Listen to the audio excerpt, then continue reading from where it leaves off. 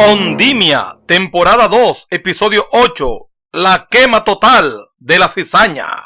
2 años atrás, Hila tenía 11 años cuando iba por la avenida Desolación de Ondimia, llevando en la mano el recipiente metálico de comprar leche. Fue entonces cuando escuchó un canto hermoso que salía de la iglesia, el cual era cantado por un hombre.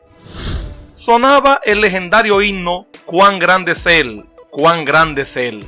Movida por la dulzura de la voz masculina que lo cantaba, Hila se desvió y entró a la iglesia vacía.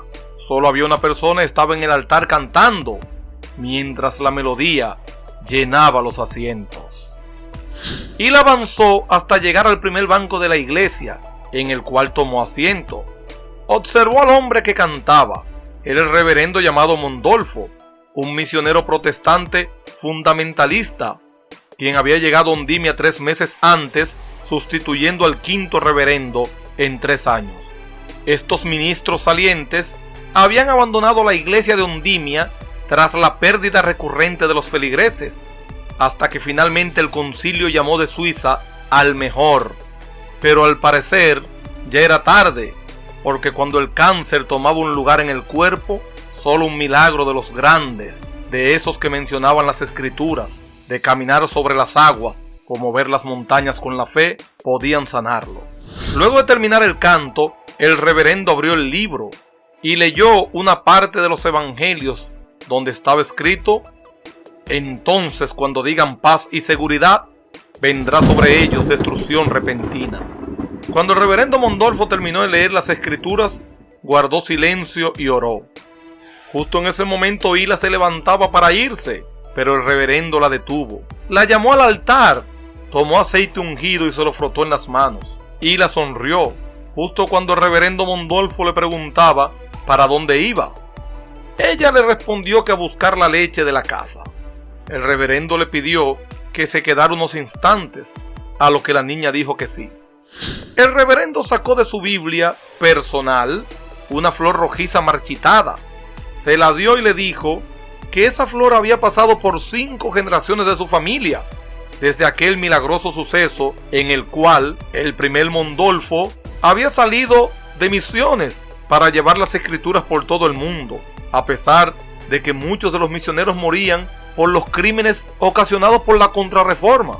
Le contó con alegría que esa flor rojiza había caído de una lluvia de flores rojizas, luego de que el primero de sus antepasados orara y ayunara por 40 días, viéndose casi al borde de la muerte, con el propósito de que se convirtiera un pueblo completo parecido al de Sodoma y Gomorra. El reverendo Mondolfo le contó a Hila que Dios le escuchó, porque luego de suceder la lluvia de flores rojizas, la tierra fue sanada, dio su fruto y se formó una iglesia en ese lugar sin la necesidad de más prédicas, porque las personas se convertían después de que un horripilante vómito le despertara a la realidad. Hila se quedó sorprendida con el relato. Entonces el reverendo le dijo que esa flor le pertenecía a ella ahora, por haber sido la primera en entrar al templo desde su llegada. Hila le dijo que la guardaría bien detrás de sus dibujos, para no perderla. El reverendo le preguntó si a ella le gustaba dibujar. La niña le respondió que siempre quería estar dibujando, pero sus padres solo se los permitían los fines de semana.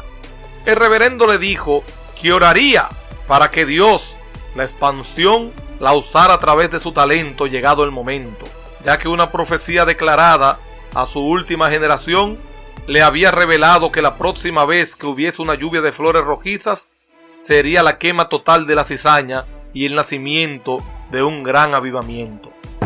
Hila entonces despertó de un sobresalto en el escritorio donde dibujaba. Abarcada por aquel recuerdo del pasado, la obispa Evelini, quien dormía en la iglesia a su lado desde las matanzas, se acercó a esta porque había comenzado a llorar. Hila le contó a la obispa su sueño, el cual solo había sido un recuerdo de los días en el que el reverendo Mondolfo había llegado a Ondimia y había fracasado porque había llegado tarde. Entonces fue cuando Evelini entendió que nada había terminado y que Hila era la protagonista de una nueva era, donde la quema total de la cizaña inexorablemente se avecinaría sobre Ondimia. Ella abrazó a Hila llamándola bienaventurada, diciéndole que se preparara, ya que había sido elegida para dirigir a Ondimia en el tiempo de la oscuridad por la que pasaba. Hila le preguntó a la obispa por qué ella, si solo era una niña, a lo que Bellini le contestó que precisamente por su pureza, ya que los adultos le habían dado la espalda a la expansión. Hila entonces lo aceptó, argumentando que, si lo dicho por el reverendo era cierto, podía haber una oportunidad para la salvación de Ondimia por su profecía. La obispa entonces se emocionó, a tal punto que sujetó a Hila por los hombros para que hablara de esa oportunidad. Hila entonces se movió hacia sus dibujos y trajo la flor que el reverendo Mondolfo le había dado. La misma no estaba marchitada, estaba viva. Esa flor, la misma que el reverendo había recibido de sus antepasados y que se la había pasado a ella. Bellini entonces le dijo a Hila llorando que juntas la sembrarían a la espera de la misericordia de la expansión. Justo en ese momento rayaba el alba del último día de tregua, cuando el ministro de la abundancia, Max Calógeno, terminaba su testamento y su último informe como velador de la comida de Ondimia.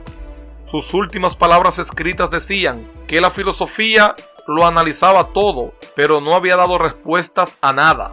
Por lo tanto, su vida había sido más absurda que la mismísima existencia.